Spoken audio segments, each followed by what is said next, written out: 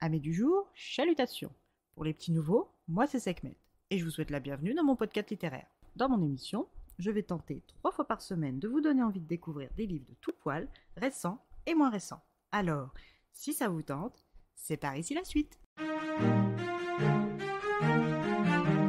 Aujourd'hui, je vais vous présenter La fiancée du dieu de la mer de Axio, publié aux éditions Lumen. Et comme le temps a décidé de s'accorder à la chronique, il pleut. Mais malgré le bruit de la pluie sur le toit, cela ne va pas nous empêcher d'enregistrer. Alors commençons. Dans ce roman fantasy, nous rencontrons la jeune Mina Song de la branche des Song des basses montagnes, sœur cadette de Jun et Sung. Lorsque nous la rencontrons, nous sommes sur un bateau qui brave la tempête. Elle a suivi son frère Jun, qui a accompagné tout aussi illégalement sa bien-aimée Chon Chim, la fiancée du dieu de la mer, censée se sacrifier aujourd'hui. Elle doit, comme toutes les jeunes filles sacrifiées avant elle, être envoyée par le fond des mers tenter de calmer le dieu de la mer afin que les tempêtes se calment et arrêtent de causer des ravages dans les cultures, noyer des marins, provoquer des famines et des guerres, donc indirectement tuer de nombreux villageois des côtes. Chung, d'après les anciens du village, a été façonnée par la déesse de la création en personne, tant elle est belle. Sa peau taillée dans la perle la plus pure, ses cheveux tissés dans la nuit la plus profonde et ses lèvres teintées du sang des hommes. C'est donc sans grande surprise que Jun est tombé amoureux d'elle. Mais tout ne tenait pas qu'à son physique, il avait appris à la connaître. Chung est une jeune femme, douce et délicate, mais aussi solitaire. Son statut de fiancée du dieu de la mer destiné à être sacrifié, ainsi que sa beauté quasi divine, ne l'aidait pas à nouer des liens sociaux, sauf avec Jun, et indirectement avec Mina, qui a toujours suivi son frère comme son ombre. Et le jour du sacrifice n'a pas fait exception à la règle, Jun a accompagné Cheong et Min a suivi Jun.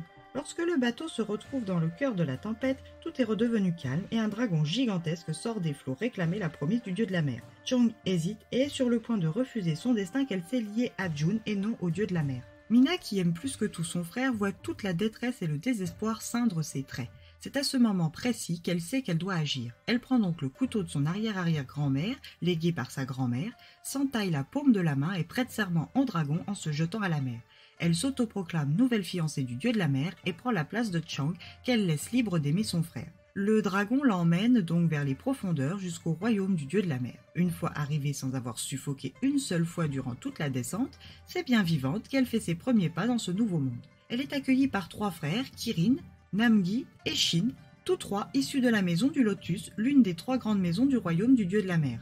Elle est conduite auprès du dieu endormi sur son trône où le cordon rouge du destin qu'elle porte autour de son poignet s'enroule aussitôt autour de celui du dieu de la mer assoupi. Shin, en charge de la protection du jeune homme vulnérable endormi et qu'on lui présente comme étant le dieu de la mer, lui explique que le dieu est dans cet état depuis presque 100 ans et qu'aucune des précédentes promises n'a pu changer cet état. Mina sait qu'elle n'a pas été choisie pour cette mission, mais se pense capable de faire tout son possible pour le réveiller. Shin, que seul son regard trahit, lui confie son scepticisme et tranche le ruban du destin qui la relie au dieu. En coupant ce lien, Shin capture son âme qui se transforme en pie. Il met délicatement cette pie en cage et confie la volière à ses subalternes pour qu'ils la mettent à l'abri dans la maison du Lotus. Il explique à Mina que dans pile poil 1 mois, si elle ne se fait pas tuer entre-temps, elle pourra récupérer son âme et, simultanément, sa voix. Sur ce, Shin la laisse là. Mina est expulsée du palais, se retrouve perdue, muette et totalement démunie dans ce monde inconnu. Seules les histoires de sa grand-mère lui tiennent compagnie et lui apportent du réconfort dans ce moment de profond désarroi. Elle est soudain rejointe par un drôle de trio d'esprits composé de Masque, une jeune fille au visage couvert d'un masque de grand-mère, Day, un jeune homme, et Mickey, une petite fille d'à peine quelques mois. Les 3 esprits vont la guider et l'aider dans sa première mission, récupérer son âme et sa voix. Pour ce faire, elle doit entrer dans la maison du Lotus et la voler. Mina ne sait pas vraiment si elle peut faire confiance à Mas, Day et Mickey, mais son cœur l'y pousse. Alors, s'il ne lui reste qu'un mois devant elle avant de devenir un pur esprit, elle va tout essayer pour 1. Récupérer son dû, 2. Réveiller le dieu de la mer, 3. Sauver son peuple du monde des esprits, 4. Comprendre son destin. En est-elle seulement capable? Les habitants de ce monde vont-ils l'aider ou l'en empêcher? À vous de le découvrir.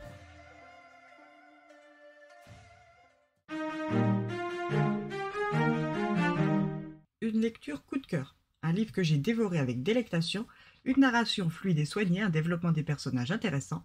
Alors, si vous ne l'avez pas encore dans votre palle ou dans votre wishlist, je ne peux que vous demander ce que vous attendez pour le faire. Et bien voilà, j'en ai fini pour aujourd'hui. J'espère que cet épisode vous aura plu et vous aura donné des nouvelles idées de lecture. Si vous souhaitez découvrir d'autres petits bonbons littéraires tout droit sortis de ma bibliothèque, je vous retrouve le samedi 19 août prochain pour un nouvel épisode. Et si d'ici là je vous manque de trop, vous connaissez le chemin sur Instagram, @leslectures de Sekhmet. Sur ce, chalut les amis, et à la prochaine!